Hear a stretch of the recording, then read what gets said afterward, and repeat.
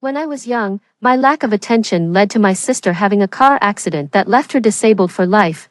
My parents and brother resented me for a lifetime, and when I turned 18, they kicked me out of the house. Perhaps as a karmic retribution, I was diagnosed with a terminal illness a few years later, with no money for treatment, on my birthday, just as I was preparing to end my life after eating some cake. A system approached me. It said it could grant me one wish before I died.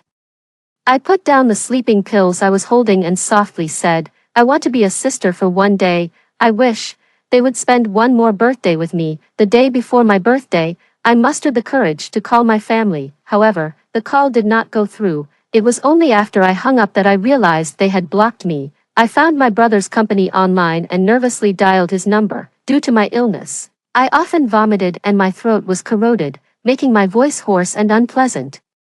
At first, my brother Jim didn't recognize me until I explained why I was calling. Jim, it's Judy. Tomorrow, I'd like to come home and see you all. Upon recognizing me, Jim's tone immediately turned cold. Why would you come back? You want money again, right? Judy, we've disowned you. Don't call me your brother. It makes me sick. The James family doesn't have a daughter as vile as you. I warn you, don't bother me. And if you dare disturb Nina, I will make sure you regret it.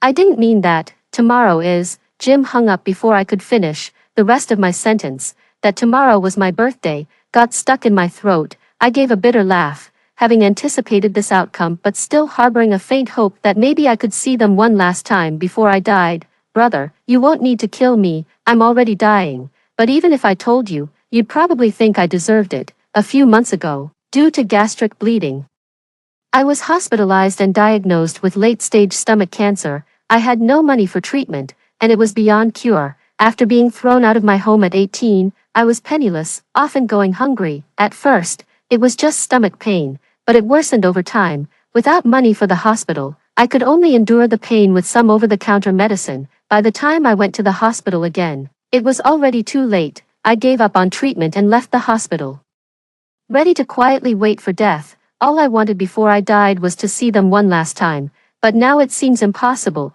After lighting a candle and singing myself a birthday song, I ate a small piece of cake and then took out the prepared sleeping pills. Just as I was about to end my life, a voice came to my ears. Judy, before you die, I can grant you one wish. I was stunned for a moment, thinking I was hallucinating. Who are you? I am the system. You can make one wish to me, but it will cost you the last month of your life. After the voice finished speaking, I did not hesitate, put down the sleeping pills, and softly said, I want to be a sister for one day. I wish they could celebrate my birthday with me just once. Ever since I was little, I've envied my younger sister Nina. Nina and I are only a year apart, yet we couldn't be more different. Nina is attractive and smart, inheriting our parents' good looks, much like our brother Jim. I, on the other hand, always felt like the odd one out, ordinary in appearance and not particularly bright.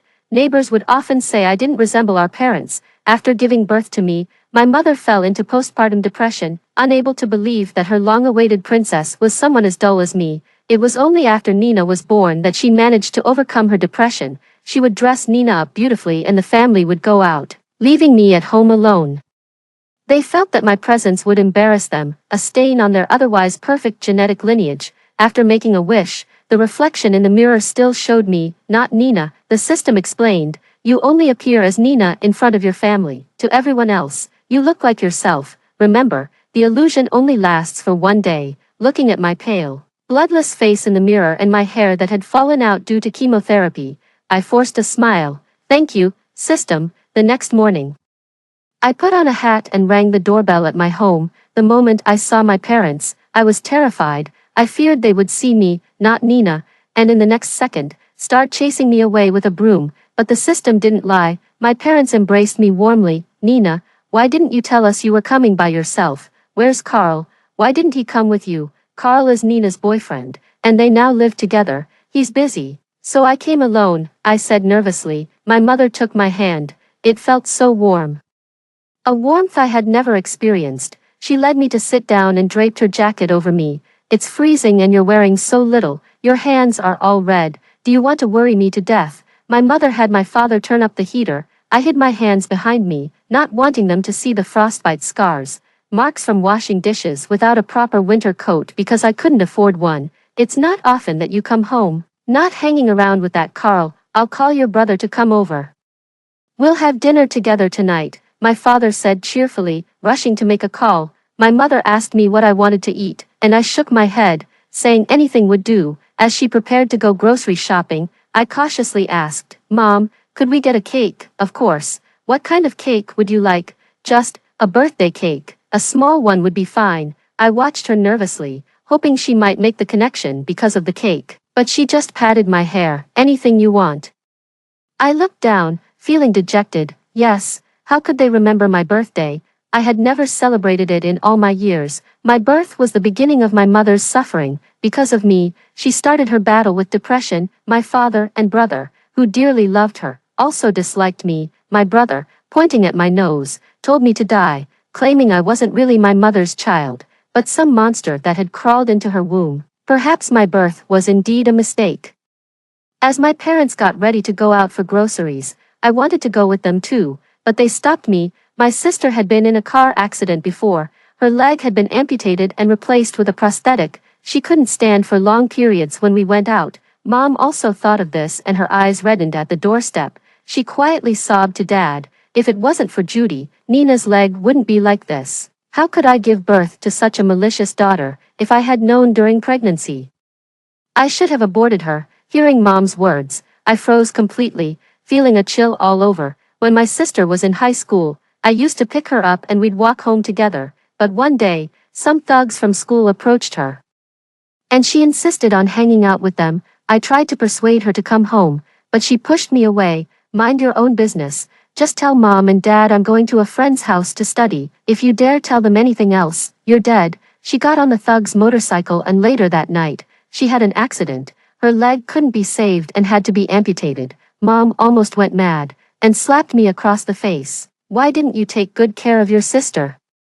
Didn't I ask you to look after her? She was a dancer, and now her leg is gone. That slap was extremely painful. It knocked me to the ground. Since then, I've suffered after effects. I can barely hear out of one ear. I kept explaining, but no one believed me. After waking up, my sister, fearing our parents' blame, distorted the truth while crying. She claimed I hadn't waited for her at all, allowing the thugs to take her and cause the accident. To them, my explanations seemed like excuses.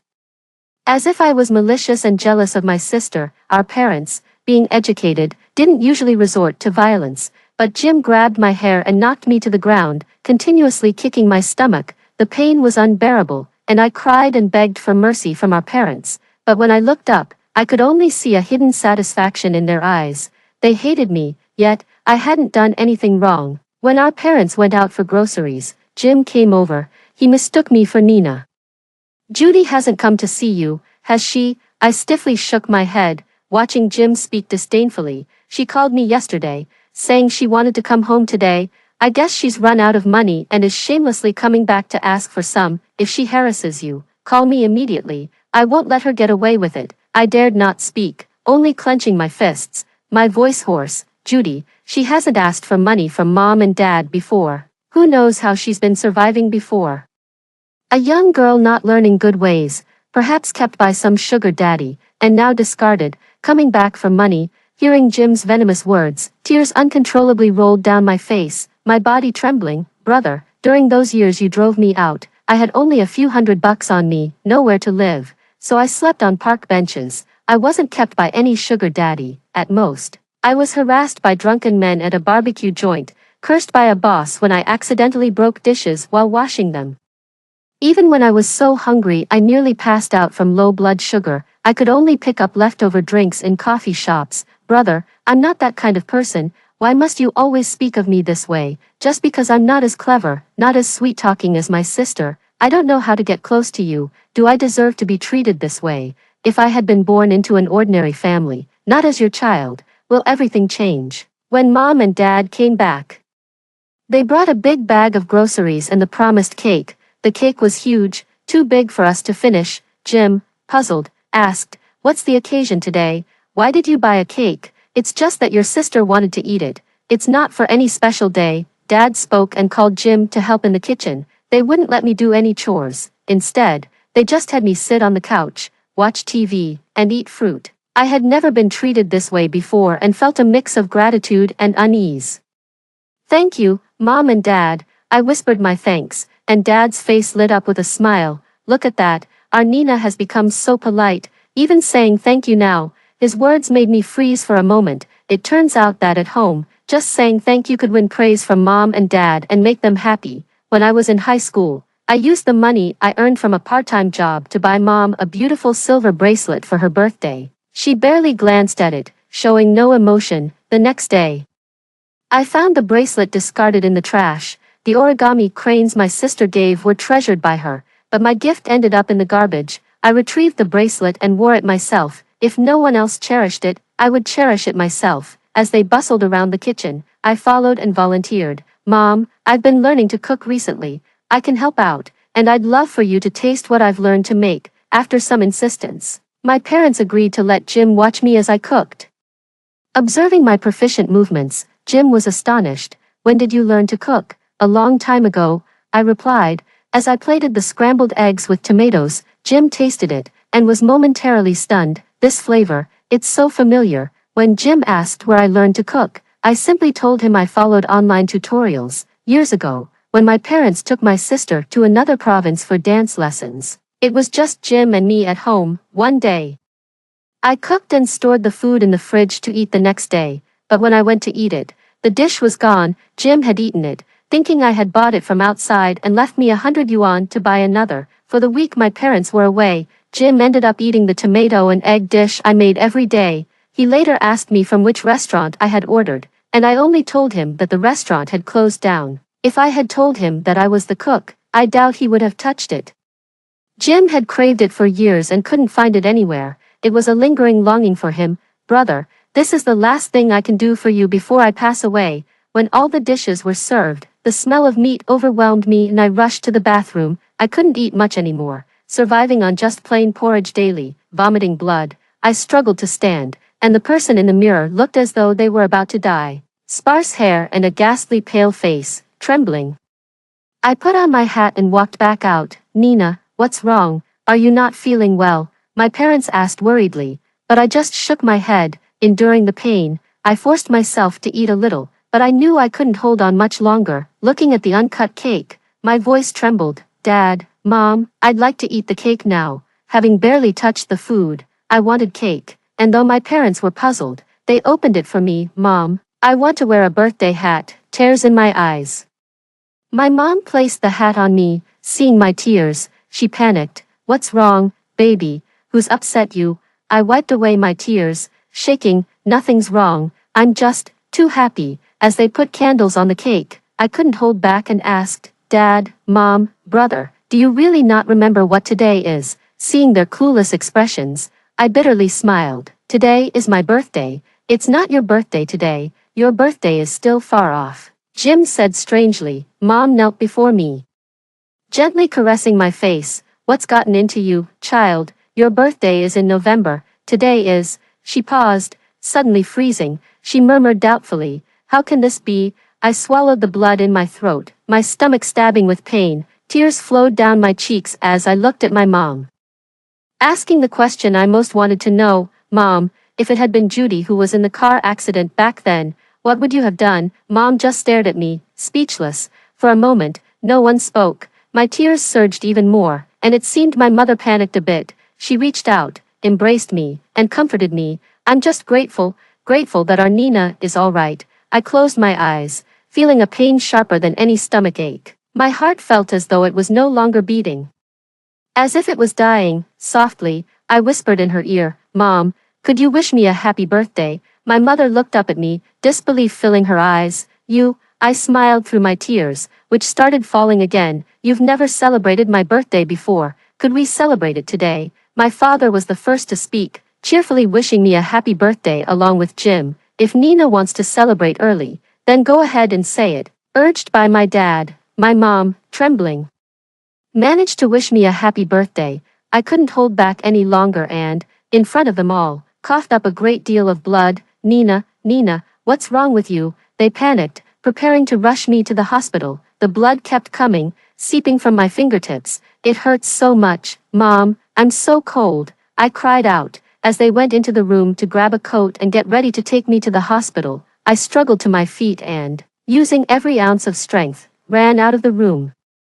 I had borrowed my sister's body for a day, and now it was time to return it. As I left, I bumped into a neighbor who stared at me in shock. I had no energy left to apologize, and kept running down the stairs, pushing forward. I don't know how long I ran before I collapsed on the ground. I'm dying. I closed my eyes, tears slipping from the corners. It felt good to finally be able to sleep properly. As I died, my soul began to leave my body. The next second, I found myself back at home. Just as I was gathering my thoughts, my mom, calling out for my sister, ran out of the room. She grabbed the neighbor's hand, frantically asking, "Where's Nina? Have you seen my daughter? Where did she run off to?" "What Nina? It wasn't her. It was your elder daughter who came out covered in blood and ran off after bumping into me." "What are you saying?" My mother froze, unbelieving. "You must be mistaken. It was clearly our Nina who ran out." "Oh, come on, I'm not that old and blind. Besides, it's been a long time since I've seen your elder daughter." I was startled. How could I mistake her? The neighbor finished speaking, leaving my parents and brother confused. "You must be mistaken. It was definitely Nina who went out." "Mom, Dad, stop standing around. Let's grab the clothes and go look for Nina," urged Jim. My mother snapped back to reality and went back to the room to get the clothes. I gave a wry smile, my soul drifting along with their movements. I hadn't expected to bump into the neighbor, and wondered if they would think I was some sort of monster if they discovered the truth. But then, I was already dead. There was no point in worrying about that anymore. Perhaps in a little while, my soul will begin to dissipate. When my mother picked up the clothes on the sofa, she suddenly exclaimed, "This bracelet." She picked up a bracelet that had been left on the sofa. I was startled and looked down to see that my wrist was indeed bare. Probably having lost the bracelet accidentally earlier, my mother's body trembled, and her breathing became rapid. "This is Judy's bracelet." Jim frowned. "Mom, are you confused? Judy isn't even here. How could this be her bracelet?" Mom shook her head with teary eyes. "This is Judy's bracelet, the one she worked and saved up to buy for me when she was young. It has my name engraved on it. I only wore it for a few days before it disappeared, never to be found again."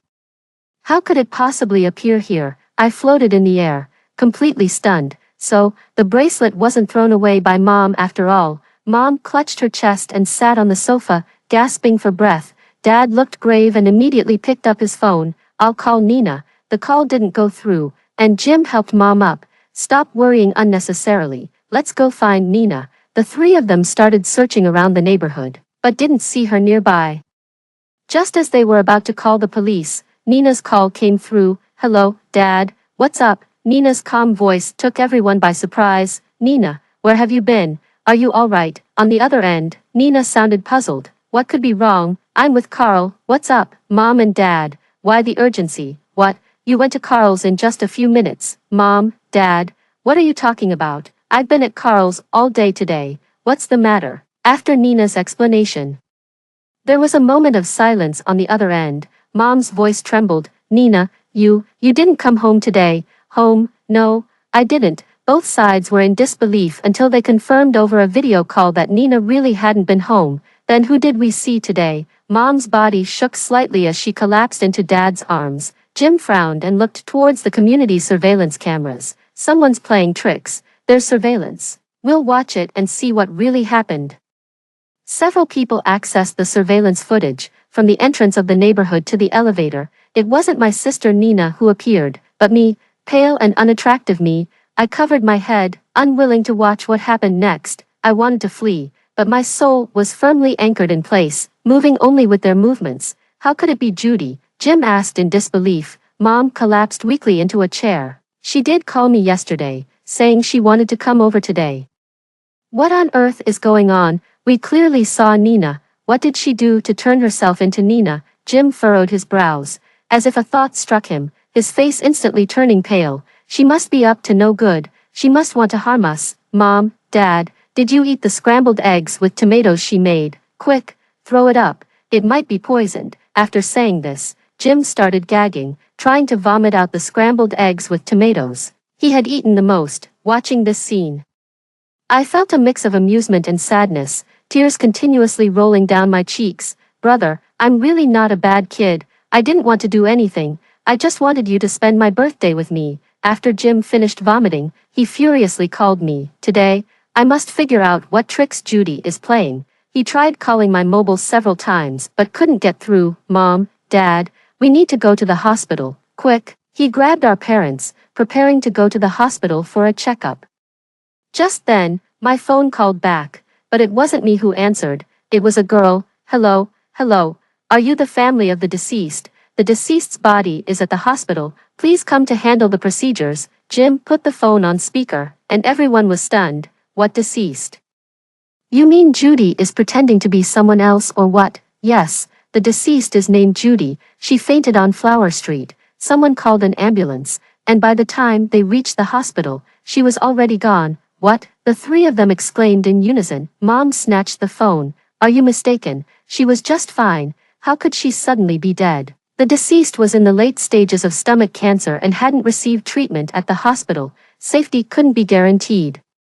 If you are her family, please come to the city hospital soon. The call ended, and a deathly silence enveloped them. Mom, tears in her eyes, muttered, how could it be? How could it be late-stage stomach cancer? Judy never mentioned it. Jim clenched his fists and stood up. It must be a hoax. She must have conspired with someone to deceive us. Parents, we can't fall for her tricks. If we ignore her, she'll show her true colors. Anyway, Nina is fine. We don't need to worry about her. Dad looked at Mom, hesitantly speaking, should we still go check it out, to understand what's really happening? Mom's expression was distant as she muttered, no, it can't be, it must be fake. In the end, they didn't go. Mom's hypoglycemia acted up, and they all returned home. By evening, Nina came over. Seeing the family reunited, I sighed internally. It was probably for the best, unnoticed and undisturbed. Even if they had found me, they probably wouldn't have bothered to collect my body. Mom, Dad, what exactly happened? Nina, pouting, hugged her parents. They chose not to reveal the truth to her, fearing it would make her worry excessively, so they kept it hidden. It's all fine now. You had me scared to death. Hey, where did this cake come from? Whose birthday is it today? Nina said as she cut herself a piece of the nearly whole cake remaining. Don't eat that, her mother exclaimed anxiously. When Nina asked why, her mother simply said the cake was spoiled and then threw it, along with the items that came with it, into the trash bin. Jim went down to dispose of the garbage. He stared at the trash bag for a moment, then quietly asked his mother, is it Judy's birthday today? His mother stiffened and softly acknowledged. I didn't want to watch their family reunion, so I followed Jim out. I could only follow them, but I still had a choice of whom to follow. After going downstairs, Jim, holding his phone, muttered, Judy, I really want to see what trick you're pulling now. He took out his car keys, opened the door, and set the GPS for the city hospital. He was headed to the city hospital, and I was extremely nervous the whole way. Upon arriving, Jim rushed to the hospital entrance and asked a nurse about my whereabouts. After some hassle, there was no record of my body in the morgue. I was stunned. Jim seemed to breathe a sigh of relief, walked outside, and started dialing my number.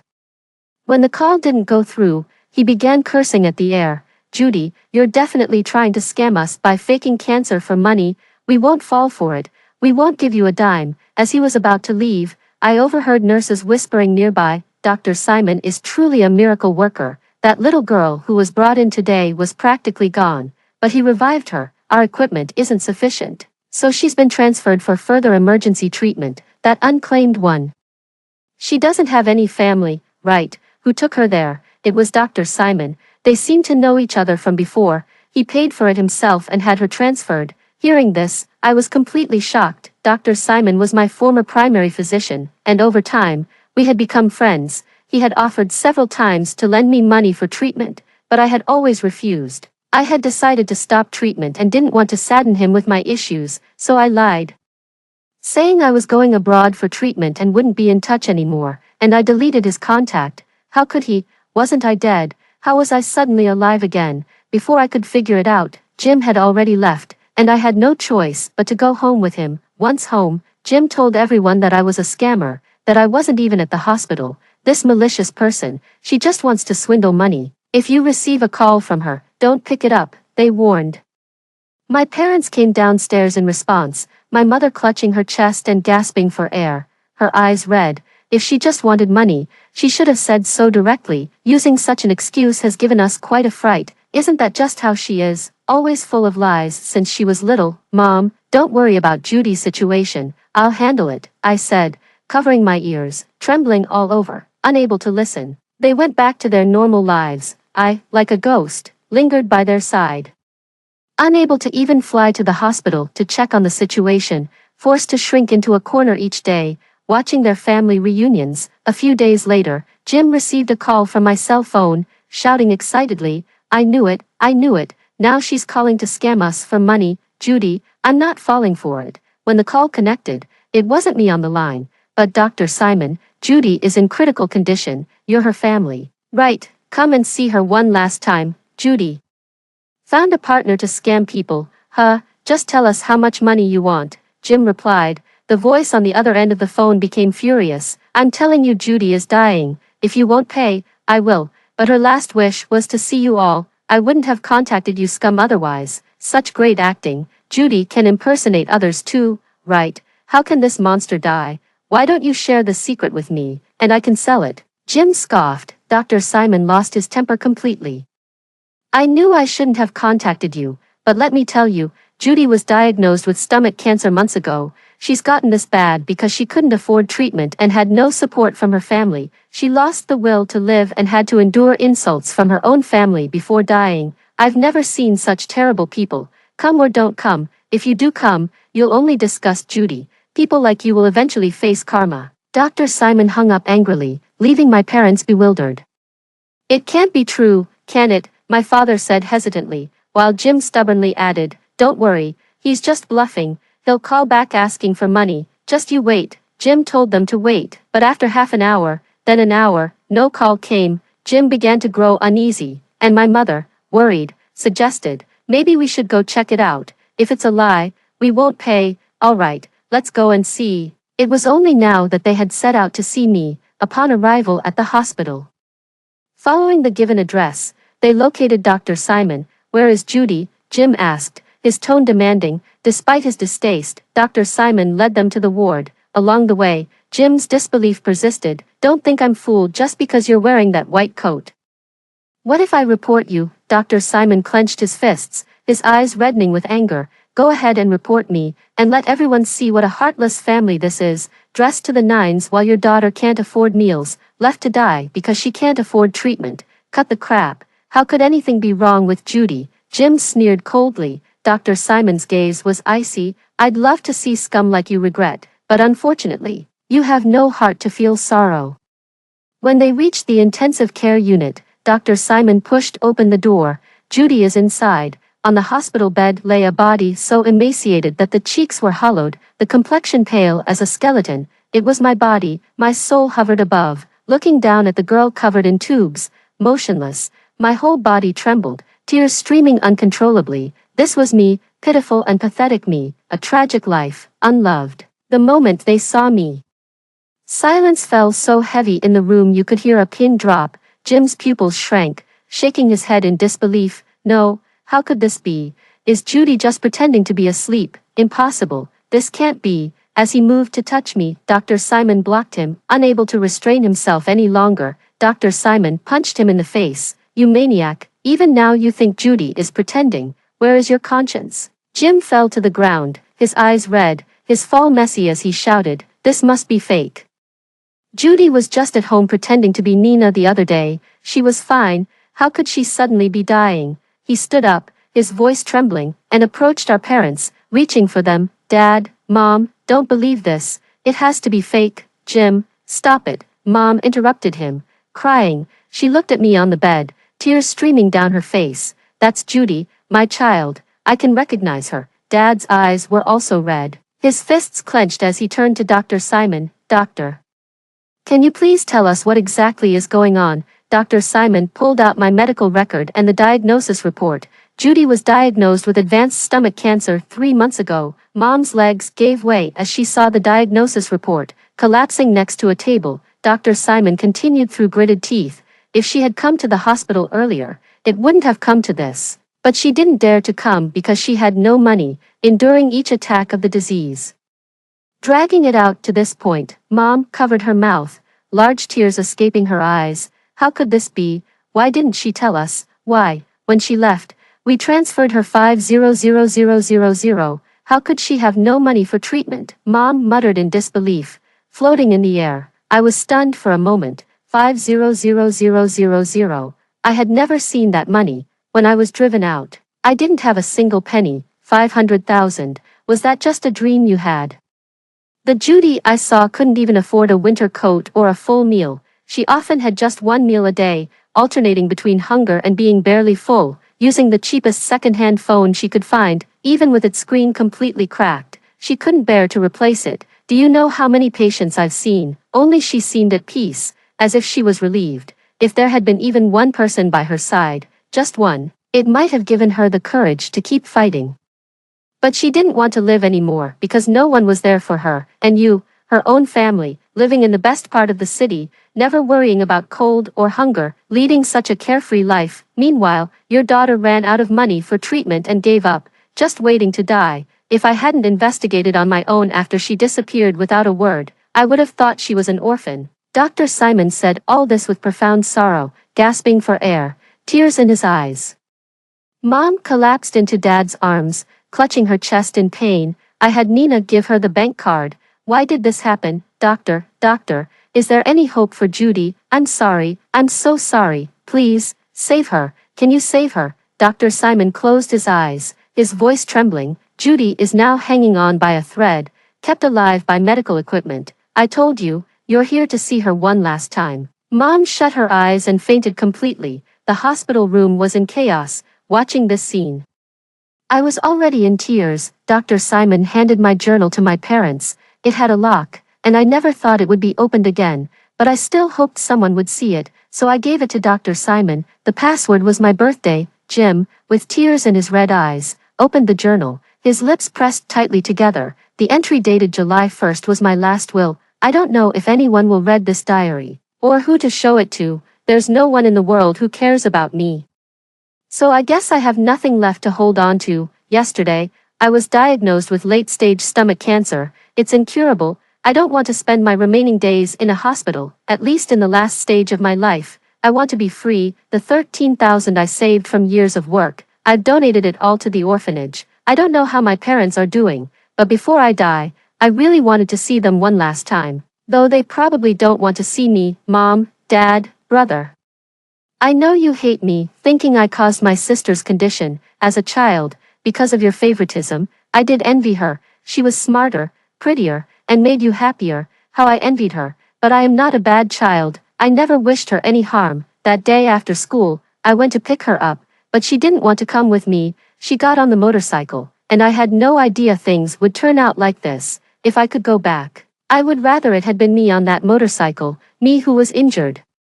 At least then, you wouldn't have been so heartbroken. Maybe.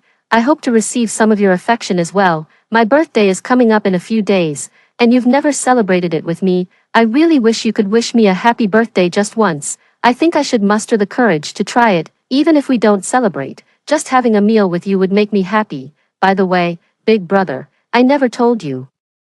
But the scrambled eggs with tomatoes you've been craving for so long were made by me. I've put the recipe below, so you can try making it yourself. That's all I'm writing for now. I'm a bit tired. If someone sees this, just burn my body and scatter the ashes in the air. Life has been too hard this time around, and in my next life, I want to be a bird, soaring freely in the sky. Goodbye. The will wasn't long. But the white paper had been tightly clutched and crumpled in the hands of several people. Jim suddenly stood up. He grabbed his phone and called Nina. His voice was urgent and harsh, startling Nina on the other end. Where did the startup money you and Carl used come from? Why, brother, that money came from investments Carl and I made in college, Nina replied. Come to the hospital right now, Jim demanded, and their father frowned, interrupting him. Don't be so harsh on your sister. She hasn't done anything wrong. Jim fell silent, clutching his hair, his earlier arrogance and disdain gone, choking up, his voice barely squeezed through his teeth. 500,000. Nina's startup fund was exactly 500,000. Everyone's pupils shrank in shock. Their mother murmured in denial. That can't be. When Nina arrived, accompanied by her boyfriend Carl, both looked perplexed at the people outside the hospital room. Mom, Dad, What's going on? She asked. With red eyes, Jim confronted her. The bank card Mom gave you when Judy passed away. Did you give it to her? Nina looked flustered for a moment. Of course, I gave it to her. Carl, tell us, how did you get the 500,000 for your startup fund? Carl, still puzzled, said, Nina lent it to me. Wasn't it from you guys? Realizing something was wrong, Nina's face turned pale. Mom, Dad, brother, what are you implying? Are you suspecting me?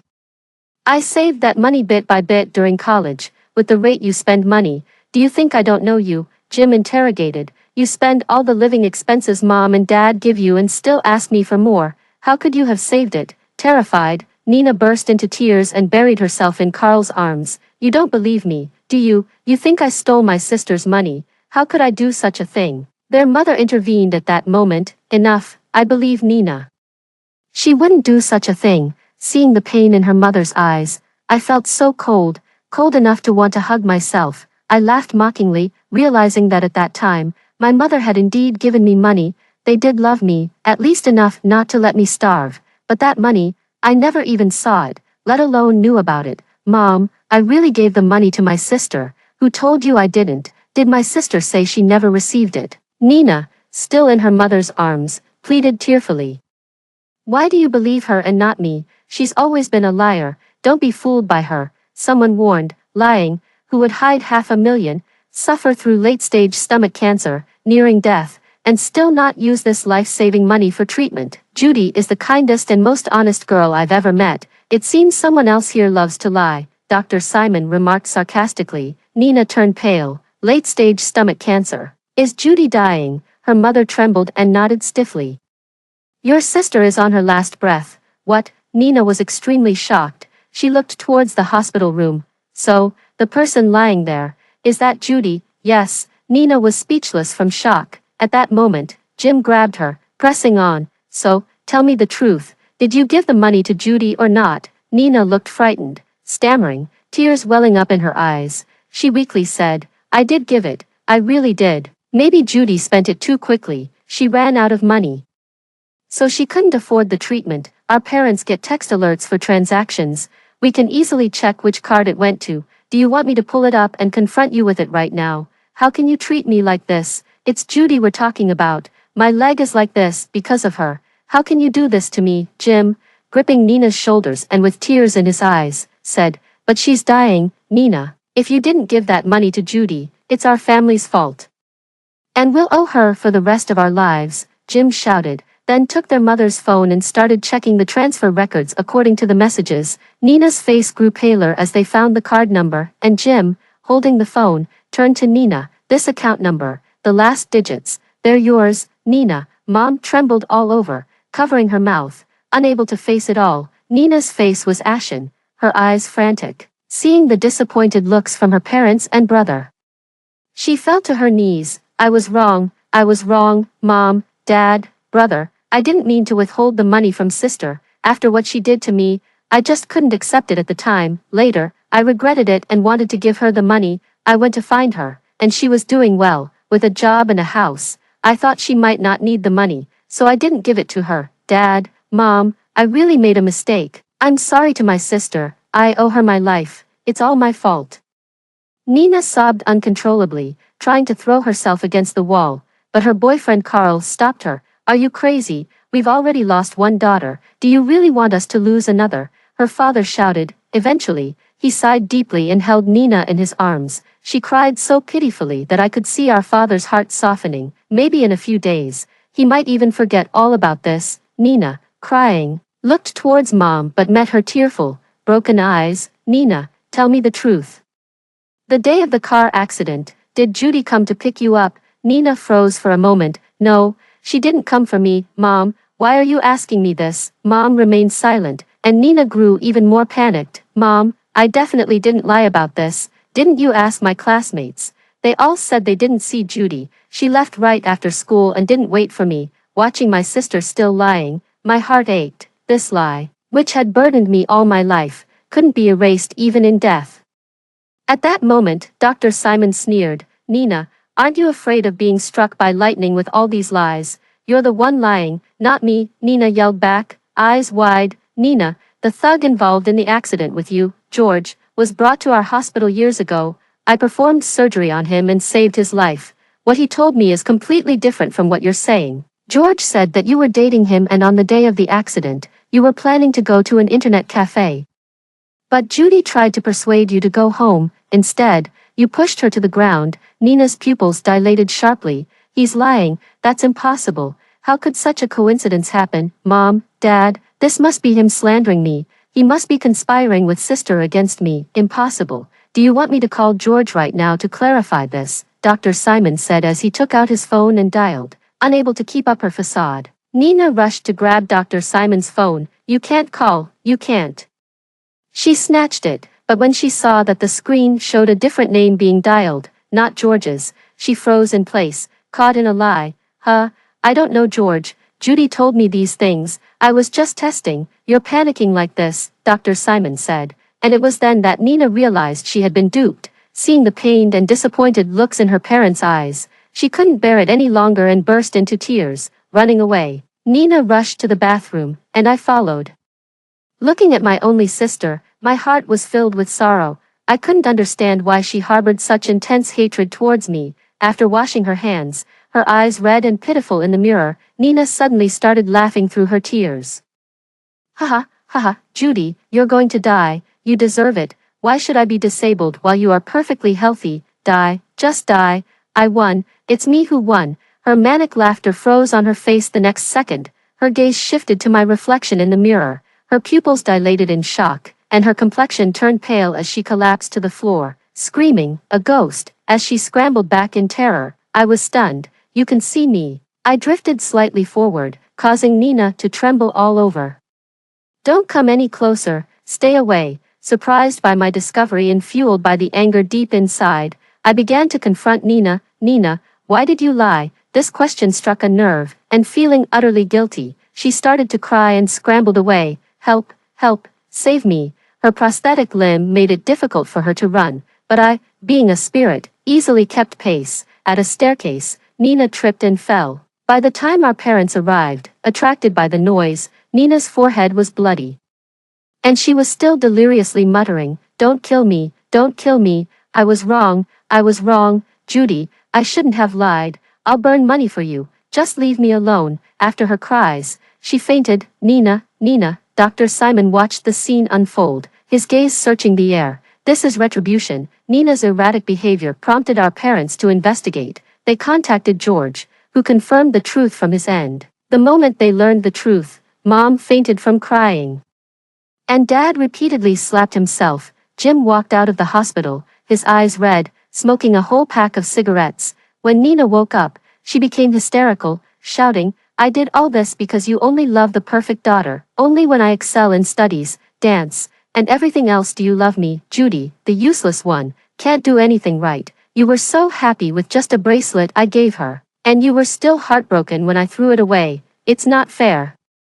Why can't you love me completely? I'm scared. I'm so scared. Now that I've lost a leg and I'm not perfect, you won't love me anymore. You'll go love my sister. I had to drive her away so you would love me. Mom, heartbroken and distressed, said, you are our daughter. How could we stop loving you because you are disabled? Nina sneered mockingly. What about sister? Don't you just not love her? She turned out this way. It's not just my fault. It's the fault of all of you too.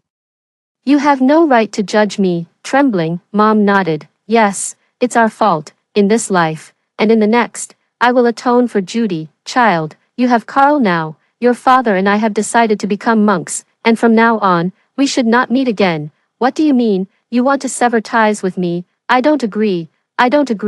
What about Dad? What about my brother? Where are they? Mom closed her eyes and sighed. They feel the same. When Mom left, Nina was still frantically screaming in the hospital room, acting like a madwoman. I had been lying in the ICU for several days, and in the early hours, I was declared dead. At the moment of death, that long-absent system reappeared. This time, not only could I see it, but everyone could hear its voice. Do you want your daughter to come back to life? Mom, Dad, and my brother were stunned. The system repeated itself, and Mom quickly responded, anxiously shouting, yes, I'm willing. The system then said, Judy used the remainder of her lifespan to become Nina for one day.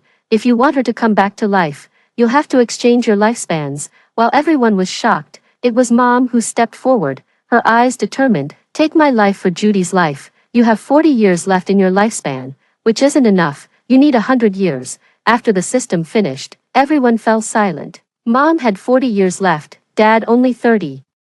Even if they gave all their years, it wouldn't be enough.